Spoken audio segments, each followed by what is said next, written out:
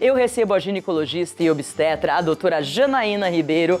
Tudo bem, doutora? Bem-vinda ao programa. Eu agradeço o convite. Eu já vou deixar o WhatsApp aberto também para fazer perguntas para você. Obrigada. Mas esse dado me chamou a atenção, porque quando eu vejo por exemplo, 80% das gestantes, então, elas continuam fumando. Só que a gente olha para gestante, assim, você vê um monte de gestante na rua, geralmente elas não estão fumando. E esse índice de 80% é muita gente. É muito alto. Elas escondem que fumam, Escondem. Não é que escondem. Elas fumam em locais que não são vistas. Socialmente, elas são muito cobradas, né? Porque todo mundo ouve muito que gestante não pode fumar, que vai fazer mal pro bebê, que vai trazer risco. Ouve então, porque é o correto, é verdade, né? Isso é verdade. Então, a população julga muito. E até no consultório, quando você pergunta para uma gestante se ela fuma, ela diz que fuma 1, 2 cigarros e quando você vai ver, fuma 20 cigarros ao dia. Né? Gestante. Pra gente, pro obstetra que tá cuidando dela. Sei. Né? Então, no dia a dia você não vai ver, mas aí ela fuma em casa, ou ela fuma quando ela tá com os familiares, com os amigos mais próximos, que não vão julgar o que ela tá fazendo. Entendi. Mas os dados são de 87% em média das gestantes fumam durante a gravidez. E como a gente falou, pode ter uma série de consequências pro bebê. Uma série de consequências, desde diminuição na taxa de fertilidade, aumento do aborto de primeiro trimestre, aumento do índice de parto prematuro, de ruptura de membrana, né, romper a bolsa antes da hora, morte súbita do recém-nascido depois que nasce, é grave, são graves as consequências. E problemas depois. Depois. Que muita gente não fala disso, né? O filho pequeno. As consequências na primeira infância, na segunda infância, na adolescência, isso vai lá na frente ainda. Então vamos já mostrar os cards aqui e a gente vai detalhando. Se você tiver dúvida, 0 operadora 12 99727 6383. Doutora Janaína está aqui para responder. Número 1, orientação auditiva reduzida. Isso. Já se sabe que a maioria das crianças, na primeira infância, quando começam a desenvolver a audição, mostram que filhos de mães tabagistas têm a cognição auditiva menor do que filhos de mães que não fumaram. Isso é fumar um pouquinho, não é? Um pouquinho. Fumar 2 maços gestantes. Independente do número de cigarros, desde o início da gravidez. E outra coisa importante, tem mãe que fala assim, mas eu já fumei tanto até a metade, agora eu vou parar? Então. Já fumei mesmo? A gente tem ganho de se parar em qualquer momento da gravidez. Então, você que fumou até a metade da gravidez, se você parar daqui pra frente, você vai estar trazendo benefício pro seu filho. Sim. Né? Agora, se a pessoa fumou a vida inteira e durante a gravidez não fuma... Perfeito. Você não vai trazer risco. Não, perfeito não é, porque não deveria ter fumado. Não deveria. Não deveria ter fumado nenhum dia da sua vida. Mas pro bebê, em relação ao feto, você não tá expondo a substância tóxica. Então, né? o tóxico que existe no seu organismo, por exemplo, não vai. Anterior não vai. Porque o grande problema é que o feto é um tabagista ativo. Não é passivo, igual quando você tá na casa de alguém que fuma. Ele tá recebendo. Diretamente. Tudo que a mãe tá recebendo na corrente sanguínea, o feto tá recebendo. Então, a quantidade de nicotina, de monóxido de carbono que você citou, vai diretamente para a corrente sanguínea do feto. Isso pode acelerar o coração do bebê? Sim, principalmente a nicotina. A nicotina, ela faz vasoconstrição, acelera o coração do bebê, diminui o aporte de fluxo sanguíneo, diminui nutriente. E o monóxido de carbono, por sua vez, vai diminuir a oxigenação. Então, o bebê fica a gravidez inteira com um aporte diminuído de oxigênio. E aí vai interferir lá na frente, porque está no período de formação. E gêmeos, então, se você está grávida de gêmeos, piorou. Piorou. Né? Porque as necessidades são maiores e as faltas também vão ser maiores, né? Bom, vamos ao segundo card, que é o aumento de tremores e sobressaltos em recém-nascidos. Isso, porque existe a síndrome de abstinência neonatal. Sei. Então, um feto que ficou exposto, não interessa se foi os 9 meses... Tá, ou 4 meses. Ou 4 meses.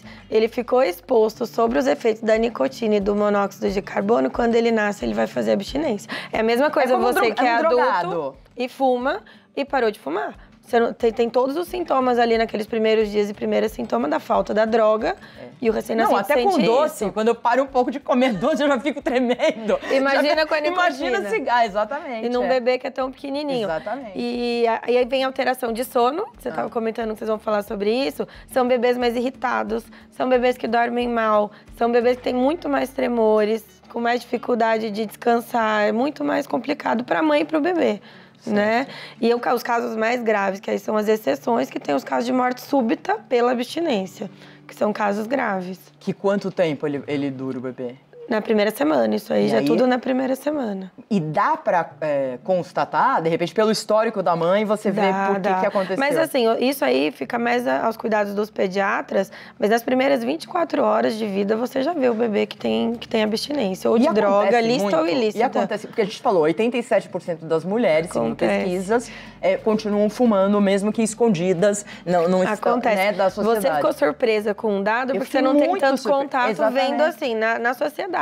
Mas a gente que trabalha com isso, você vê o quanto isso é comum. Então, e dentro do hospital isso é comum. Porque eu não vejo, as grávidas geralmente, eu não vejo fumando. Só grávida saudável, cuidando da gravidez. Que lindo, de rosa, né? E elas são muito julgadas, é importante também orientar as gestantes de procurar ajuda, né? Tem métodos pra gente ajudar essa gestante a largar o tabagismo. Como a gente ajuda essa gestante? Primeira coisa são medidas comportamentais. Então a gente procura uma equipe multidisciplinar, com psicólogo, pra tentar ajudar sem medida farmacológica. Porque os remédios que a gente usa são antidepressivos. Também são tóxicos para o bebê. Mas, por exemplo, o cigarro tem 4.700 substâncias tóxicas. A gente pode usar, em último caso, a goma de mascar de nicotina, que a mulher consegue suprir a abstinência e ela elimina todas as outras substâncias. Fica só com a nicotina numa dose baixa. É menos prejudicial para esse bebê, porque não tem o monóxido de carbono, não tem as outras substâncias. Mas eu vejo gente utilizando adesivo já não é legal. Não? Porque a absorção de nicotina é alta. Para gestante já não é bom. Aí tem que ser a goma de mascar em dose baixa. Aí tem que conversar com o obstetra, porque aí é sob prescrição médica, né? Então, mas se uma mulher está pensando em engravidar e ela fuma, seria bom fazer um tratamento Procura ajuda antes, gente, porque tem como usar antidepressivo, que o tratamento é muito mais tranquilo. O ideal de 6 meses a 1 ano antes de engravidar começar esse tratamento. Porque aí quando você engravidar, você já está sem porque a gente sabe que o cigarro, ele é um vício. Eu vejo pessoas tentando se livrar, também não é fácil. Então, eu acho que esse planejamento antes da gravidez é importante. É importante. Sabendo o risco que o bebê vai correr. Importante. Né? E muitas voltam, né? A gente tem um dado aí de 87% que fuma na gravidez, mas 94% se você considerar as que voltam. Logo que o bebê nasce. E no leite também passa. E a amamentação? Também passa pelo leite materno. E você também tem prejuízo. Da mesma maneira, são bebês mais irritados, são bebês que dormem mal. Que fuma, ela fala num consultório. Que não consegue. Doutora, não consegue. Não consegue, mas elas mentem a quantidade de cigarro. Nunca você vai pegar uma gestante falando, eu fumo 2 maços por dia. Então, elas já vêm no consultório assim, eu fumo 2 cigarros. Eu fumo 1 cigarro por dia. Você fala, mas você fuma 1, então para, 1 por dia. Você não vai fazer abstinência com 1 cigarro. Sei. Mas não é verdade. Aí sempre vem o marido, né? Fofoqueiro na consulta. Mentira, doutora, ela fuma 2 maços. Ela fuma 20 cigarros por dia. Porque elas têm vergonha, elas sabem que faz mal pro bebê. Então, eu acho que a consciência... até pode existir, porque as pessoas são inteligentes, não é? E são informadas, né? Exatamente. Elas sabem que o cigarro faz mal, não é? Todo mundo sabe do câncer no pulmão, todo mundo sabe que as pessoas morrem por causa de cigarro, né? E também ninguém vai querer engravidar e ter um filho com problema de saúde. E prejudicar o seu filho. Mas eu acho que o vício, muitas vezes, ele é tão grande que a pessoa não consegue. Então, eu acho que a melhor forma é você fazer um planejamento, um tratamento, tentar largar o cigarro antes para depois engravidar. A não ser que você engravide de repente, né? E se engravidou, já tá grávida e tá fumando, procure ajuda. Porque muitas são assim, mas eu já tô fumando mesmo, já fumei 1 mês. Então, agora também eu vou até o final. Não. Quanto maior o número de cigarros na gravidez, piores os efeitos lá na frente pro seu filho. Certo. Né? Bom, vamos ao terceiro card, que são problemas psicológicos e de comportamento antes do ingresso na escola. Sim. Mas quando ele tá grande assim? Grande. O bebê, crianças na idade pré-escolar, né? Então, são crianças de 4, 5 anos, que são crianças mais irritadas, crianças com dificuldade de concentração. Isso tudo lá por causa do cigarro na fase intraútero ainda. Nossa, impressionante. O monóxido de carbono que a gente falou lá na frente, ele tem um efeito de fazer hipóxia no feto. Então, o feto fica os 9 meses com a oxigenação diminuída. isso tem desenvolvimento cerebral comprometido, que vai aparecer nessa fase.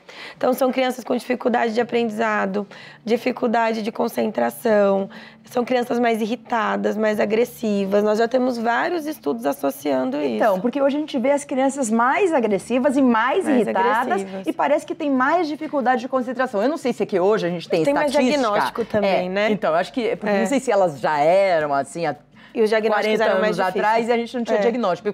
Porque a gente vê o tempo todo, tanto que as crianças nos psicólogos hoje, né? A criança com 5 anos, ela já tá no psicólogo, o que eu sou a favor. Se existe um problema para tratar, eu acho que tem que ir e tem a parte genética. Bom, então, essa criança que vai ter 9 anos, ou 4, 5 anos, 7 na idade da escola, ela vai ser afetada. Vai ser afetada. Pelo cigarro. Doutora, eu já abri as perguntas, mas vou já falar mais uma vez das perguntas, que eu acho que é importante, deve ter muita gente fazendo perguntas. 0 operadora 12 99727 6383 e depois a gente vai continuar aqui com os nossos cards, tá bom? Falando dos problemas do cigarro que vão atuar diretamente nos nossos filhos. E você não quer isso, com certeza, né, doutora? Já temos as perguntas aí separadas, gente? Já tem, Verônica, alguma pergunta? Vamos colocar o card, o último, e aí a gente vai para as perguntas. Distúrbios de conduta, deixa eu ver, coloquem aí. Opa, ótimo. Distúrbios de conduta, é isso? Tô lendo outro ou não? Deixa eu ver. É isso aí mesmo, esse aí tá escrito uso de substâncias na adolescência? Não, tá diferente aqui, mas tudo bem. Distúrbios de conduta e abuso de substâncias na adolescência. É a mesma coisa, basicamente. Isso também é comprovado já. Tem estudos que mostram que filhos de mães que fumaram na gestação têm maior índice de uso de drogas na adolescência. De comportamento, de abuso de álcool e de drogas lícitas e ilícitas. Inclusive o cigarro. Inclusive o cigarro. Mas aí entram outras drogas. O cigarro não é considerado droga ilícita. Mas entram todas. Por quê? E aí entra tanto a parte genética, porque aí são filhos de pais que já têm um comportamento mais impulsivo, que aí vai entrar no comportamento de procura por droga, e o filho às vezes tem essa parte genética de impulsividade igual a dos pais, e pelo próprio ambiente social em que a criança foi criada, né? Então, às vezes, são pais que utilizaram droga ou bebida a infância inteira, a criança conviveu com aquele ambiente. Então, aí entra não só a parte física, né, da droga, a fase biológica da droga, do cigarro, mas também a parte socioeconômica e cultural que a criança eu sei, mas a gente tá falando quando gestante. Se a gestante, ela usa o cigarro e tem a nicotina no sangue, fica com uma maior sensibilidade, vai estar propenso a criar dependência química na adolescência. Porque a experiência, depois que eles crescem e veem o pai caindo de bêbado ou fumando, vai influenciar também. Mas na gestação vai influenciar. Também. Uma coisa associa a outra. É porque a maioria das vezes são famílias em que tem o cigarro e o álcool durante o crescimento todo, né? Entendi. Desde a gestação até a infância toda. Complicado. Né? Vamos às perguntas, que os cards agora terminaram, eles vão colocando. Então, a gente tá falando de bebida. Às vezes, alguns ginecologistas e obstetras, eles falam assim, uma tacinha... Não pode? Não pode, nada. Álcool na gravidez, 0. É prejudicial. Cai na mesma questão. Vai passar para o feto, também tem crise de abstinência por álcool no recém-nascido, tudo que a gente está conversando. São efeitos, são mecanismos diferentes, são tipos diferentes de drogas, mas são tão prejudiciais quanto. Nada. Nenhuma tacinha, nada. E as pacientes querem negociar com a gente na consulta, né? Eu acho mas que só de uma tacinha de vinho. Mas só não pode. Inclusive, na época da minha mãe, por exemplo, há 40 anos atrás, as mulheres fumavam mais, eu acho, né? Fumavam muito. Mais abertamente. E na gestação não era tão condenado assim, porque acho que não tinha tanta estatística. Informação. Então, a minha mãe conta que via, as pessoas fumavam naturalmente, entendeu? Eu acho que era mais aberto, né? Não, e também acho que não tinha tanto dado falando do problema que menos causa. Informação também para todo mundo. Então as pessoas tinham menos peso ali na consciência pelo tabagismo na gravidez. Mas agora pode ficar com a consciência pesada, porque não pode. Deixa eu ver aqui, a Gisele. Oi, meu marido fuma. Fumou minha gravidez toda. Boa pergunta. Isso pode prejudicar meu bebê? Pode ter danos na vida dela a longo prazo? Ela já tem 2 meses. Tá. Ela era fumante passiva. Mas será que conseguiu passar pro bebê? Muito pouco. Muito pouco, porque é aquela questão que a gente comentou no começo de ser tabagista, ativo ou passivo. Quando a mãe fuma, cai direto na corrente sanguínea do bebê. E aí as doses são muito maiores. Quando é passivo, muito pouco. O problema é agora, enquanto é recém-nascido e o bebê pode desenvolver problema respiratório. Então vamos conversar com esse marido, põe ele pra assistir, pra parar já. É porque... Ou não fumar perto do bebê. Criança, exatamente. Mas se ele fora, por exemplo, na sala e o bebê tá no quarto... O ambiente tá, né? O ambiente tá com cigarro. Fumar fora de casa. Fora de casa, lavar então, as mãos. Então, respondida, Gisele, excelente pergunta, deve ser uma dúvida bem frequente. Deixa eu ver, a próxima, Marli. Bom dia, todos os dias assisto... obrigada, querida. Este tema de hoje é muito importante pra mim, que bom. Minha cunhada fuma muito. Na gravidez, ela para e depois retorna. Gostaria de saber se o cigarro comentou minha sobrinha, que tem 34 anos. Ela está sempre vomitando e com dores no estômago, mesmo fazendo o tratamento. Pode ser isso? Marli Souza, João Pessoa, Paraíba. Um beijo pra você, Marli. É difícil a gente associar só ao tabagismo, né? Uma determinada doença. Mas se a mãe fumou... quando ela era ainda recém-nascida, com certeza isso pelo leite vai passar, amamentou, vai passar pelo leite materno e vai trazer prejuízo até a idade adulta, né? Mas tem mais associação com problema respiratório ou auditivo, problema de estômago, não tanto.